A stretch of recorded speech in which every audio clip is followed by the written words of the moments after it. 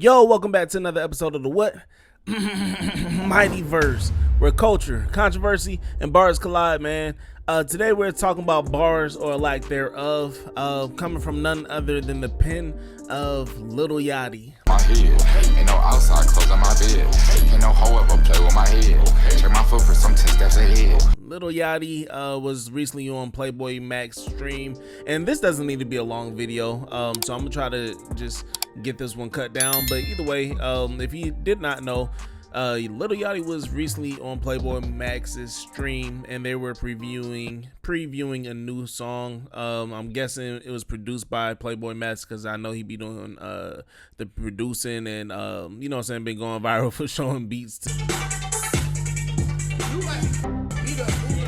Hold on. What you mean I'm beat up, man? That's besides the point, right? So either way, they were previewing some new music that was recorded, and you can see the Concrete Boys standing behind them, and Lil Yachty had this to say. Wait for it. I TSUS, I'm finna go break the bank for it. Put my knee up on her neck, I went George Floyd. I be tweaking, she get wet, she gon' wait for me. Wait for it. What I thought about the bar, what I thought about it was just, it was purely not needed, not necessary. It was tasteless.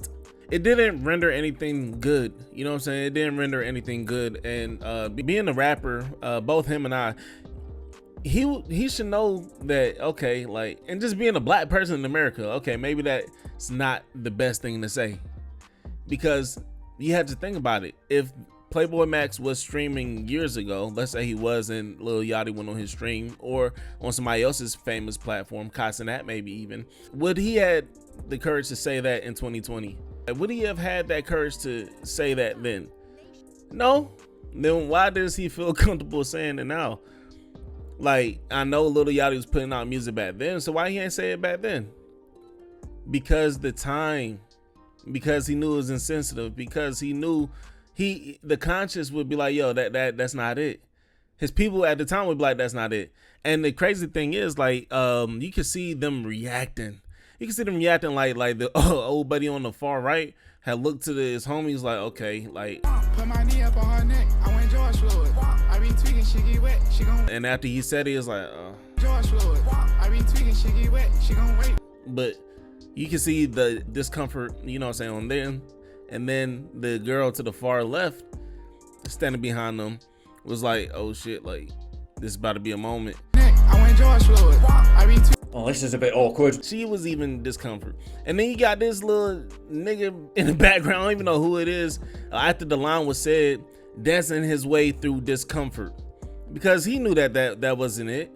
And this nigga doing the little zesty shake in the background. Yeah, the zesty shake. What the fuck was that?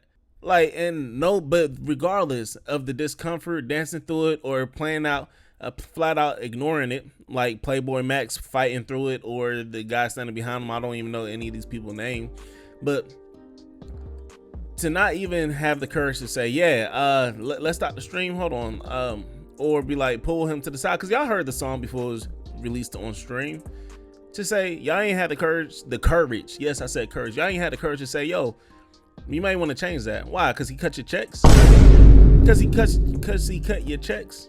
So that just means you're a fucking yes man for a check. Yes! Y'all ain't got no backbone to say, hey yo, even a suggestion, not even like checking him.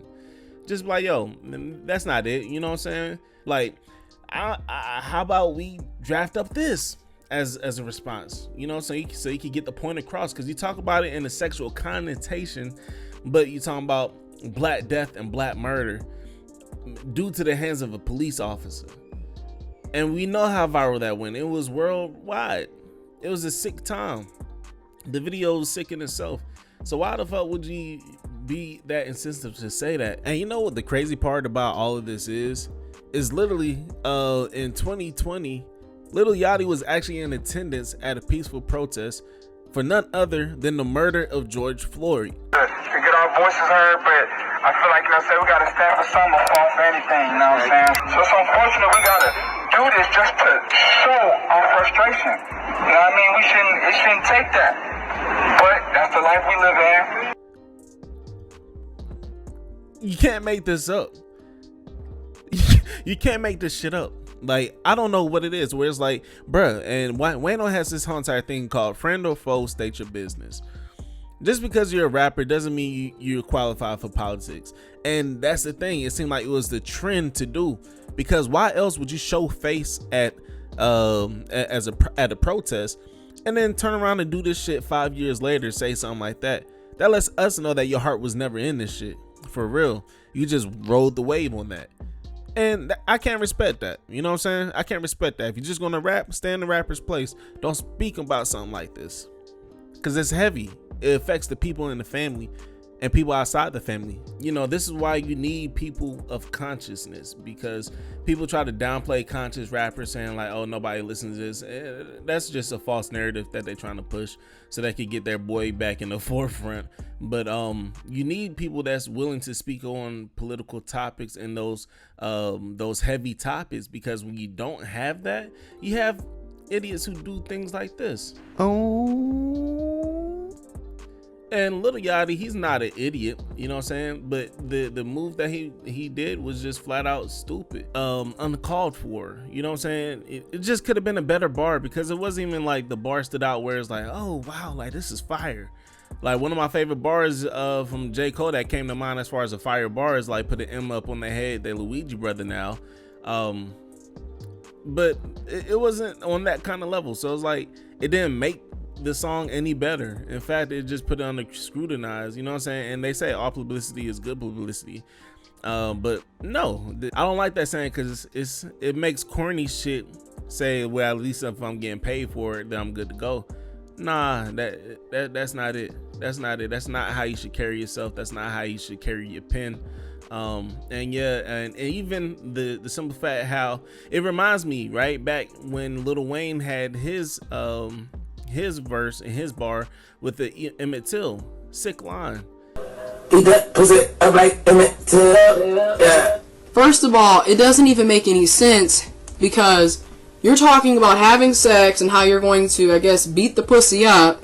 How does beating the pussy up to killing somebody because they're black and whistling at a white female in 1955 have anything to do with beating the pussy up while you're having sex? I stopped listening to the song and people were partying. I'm like, bro, y'all don't hear that? And it's like people became so, even at that time, desensitized or distanced, or just afraid to speak up, and like, yeah, like, you know what I'm saying, why are we listening to this? Because I was at a HBCU when it dropped, right? But then I'm like, yo, y'all didn't hear that? Like, y'all don't take offense to that? Like, beat that pussy up like Emmett Till? Do you not remember the face of Emmett Till? Do you not remember what we go through? All for the sake of a rapper, like, to say, oh yeah, like, that's cool. That's not cool. That's not fucking cool, and it would never be.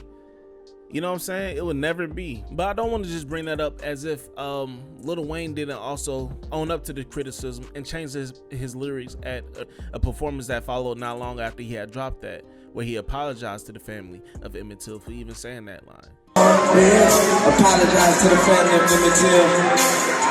2 fingers in the air.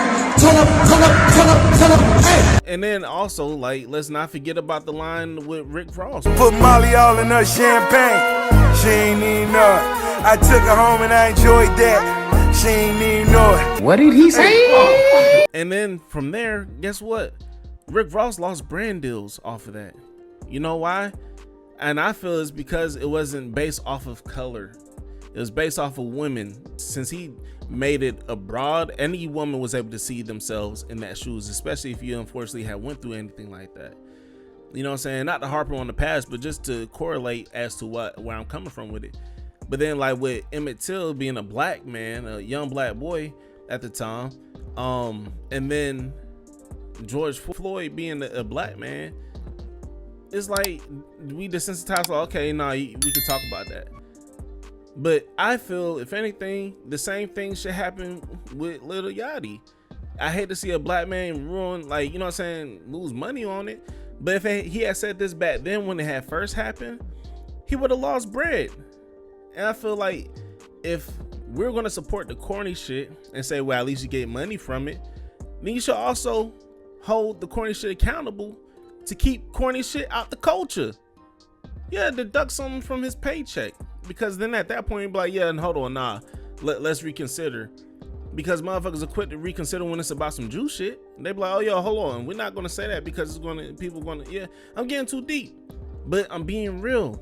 We don't, and it's not saying we don't, but they don't care about our culture. They don't care about the sensitivity or mind moving words around for the sake of a song. For the sake of a song, it's trash. You know what I'm saying? And Lil Yachty, I was actually championing him on a recent video of mine. I forgot which one it was, but simple fact that he's been stepping up his pen game, his writing game, ever since the song with the recipe with J. Cole. I've been seeing him actually take his writing serious, as well as his recent project.